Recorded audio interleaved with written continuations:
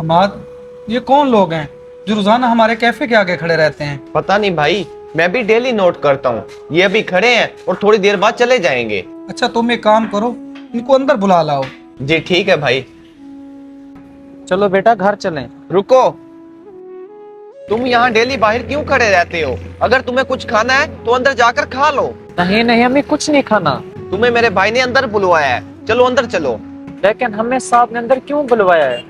हमें कुछ नहीं खाना। मुझे नहीं पता आपको अंदर क्यों बुलाया है, आप खुद ही जाकर पूछ लो।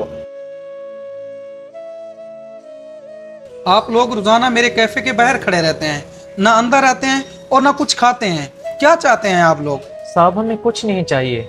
ये मेरा छोटा बेटा बहुत जिद्दी है, ये जबरदस्ती मुझे ले आता है। चलो बेटा हम घर चलें। रुको तो, मैं अच्छे से जानता हूँ आप अपने इस बेटे को इस कैफे से कुछ खिलाना चाहते हैं, इसलिए रोजाना लेकर आते हैं। आप ऐसा करें, वहाँ जाके बैठ जाएं और खाना खा लो। और आप परेशान मत हो, मैं बाकी कस्टमर से आपको कम रेट लगा दूंगा। जी साहब, वाकई इस कैफे पर खाना खाना मेरे बेटे का ख्वाब है, और साहब इसने क्लास में टॉप किया है, और अब ये मुझे इस कैफे पर ले आए कि मुझे यही खाना खाना है। और देखे ना साहब, मेरे बेटे को उस कैफे पर खाना खाना है जहां पर मेरी बिल देने की औकात नहीं। यहाँ पर तो हजारों की बात है। साहब मैं दिहाड़ी करता हूँ, 200-400 रुपए कमाता हूँ, इसलिए बेहतर है कि मैं यहाँ से चला जाऊं।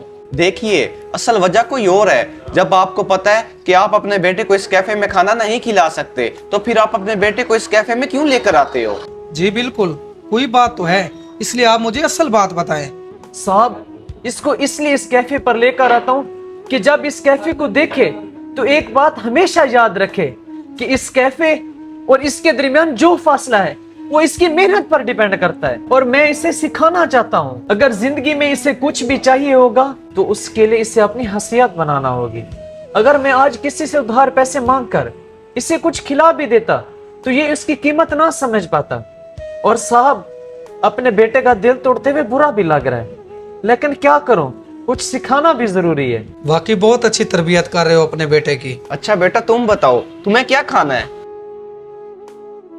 नहीं साहब, हमें सच में कुछ नहीं खाना। बस आप चुप हो जाएं, मैं सब कुछ समझ गया हूँ। साहब रहने दे, मैं इतने महंगे कैफे में इसे खाना नहीं खिला सकता। देखिए भाई, जहाँ पर आप अपने बेटे को इतना कुछ सिखा रहे हैं, वहाँ पर हम भी इसे कुछ सिखाना चाहते हैं। और आज ये खाना मैं इसे मुबारकबाद के तौर पर खिला रहा हूँ, ताकि कल को जब ये बड़ा आदमी बने तो अपने जैसे जरूरतमंद बच्चों का ख्याल रख सके, जैसे इसका ख्याल मैं रख रहा हूँ।